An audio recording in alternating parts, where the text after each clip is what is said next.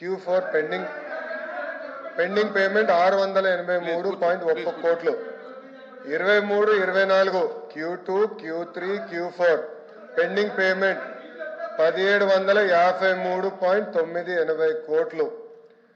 అదేవిధంగా 23-24 మీరు ఒక్కసారి కానీ చూస్తే దాంట్లో ఎంటీఎఫ్ ఎరియర్లు కానీ ఇది తీసుకున్నా సుమారుగా అక్కడ ఒక ఎంటీఎఫ్ఏ 895 కోట్ల అధ్యక్ష 895 కోట్ల అధ్యక్ష వీళ్ళు ఏం చెప్తున్నారంటే గతంలో ఉన్నాయన్నీ క్లియర్ చేసామంటున్నారు. ప్రభుత్వం మారే సమయానికి 645 కోట్లు పెండింగ్ ఉంటే అది క్లియర్ చేయలేదు అధ్యక్ష. ప్రభుత్వం పూర్తి చేయనండి పూర్తి చేయని ఎందుకు కంగారు పెడుతున్నారు? సబ్జెక్ట్ మారుతున్నాను. It is matter of record. కావాలంటే నేను హౌస్ లో టేబుల్ చేస్తాను.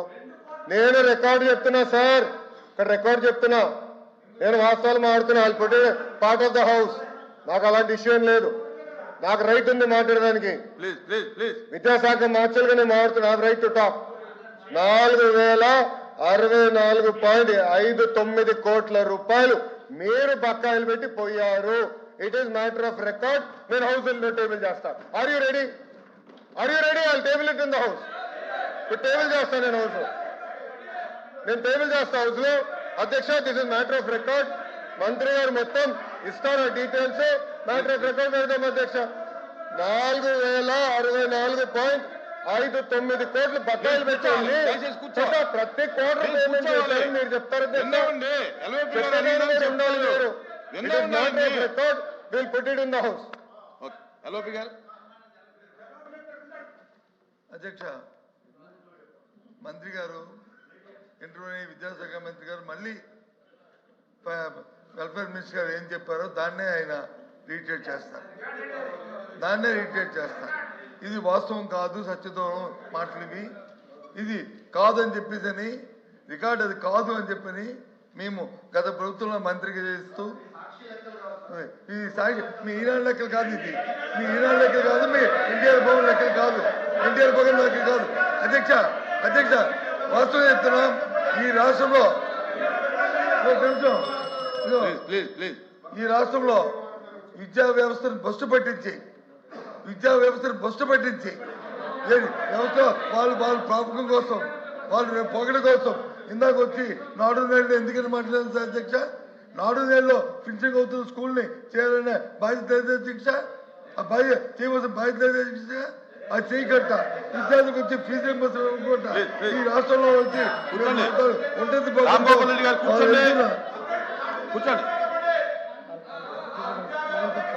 వాళ్ళ నేపథ్యంలో గత ప్రభుత్వంలో బకాయిలు పెట్టి ఈరోజు వచ్చి ఈ రకంగా చేస్తూ విద్యా వ్యవస్థ బస్సుపరిచిన నేపథ్యంలో అధ్యక్ష ఈ ప్రభుత్వంలో న్యాయం జరుగుతుంది, విద్యా వ్యవస్థ వచ్చి మనుగడ పొందుతుందని ఏ విధంగా ఏ ఒక్క ప్రజలకు కూడా విశ్వాసం లేదు అధ్యక్ష.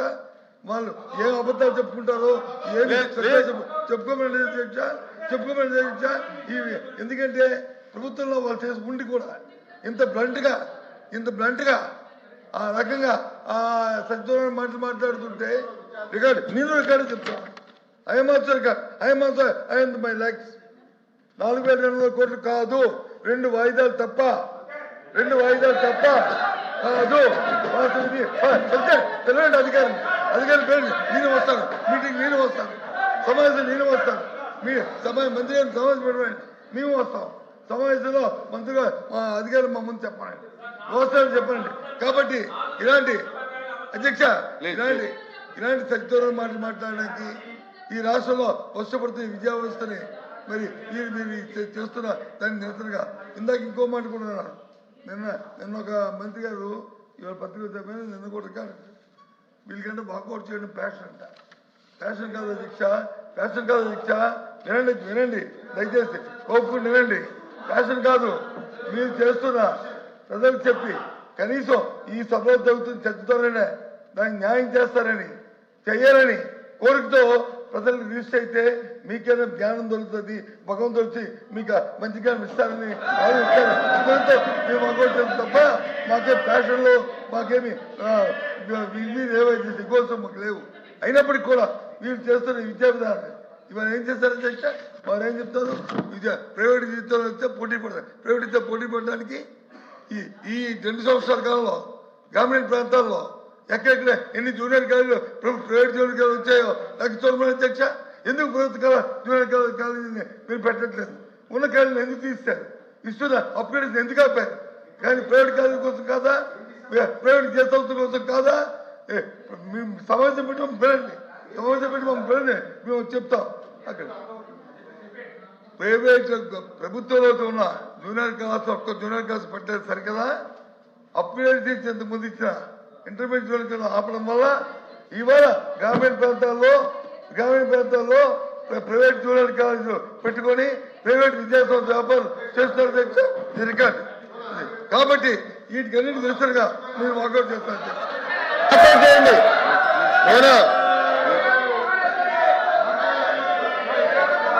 Walkout sir. తలుపు ఇక్కడ ఉంది, తలుపు మీ ముందలుంది, వెనకాల కాదు. వెళ్ళండి, వాస్తవాలు తెలుసుకోండి. అధ్యక్ష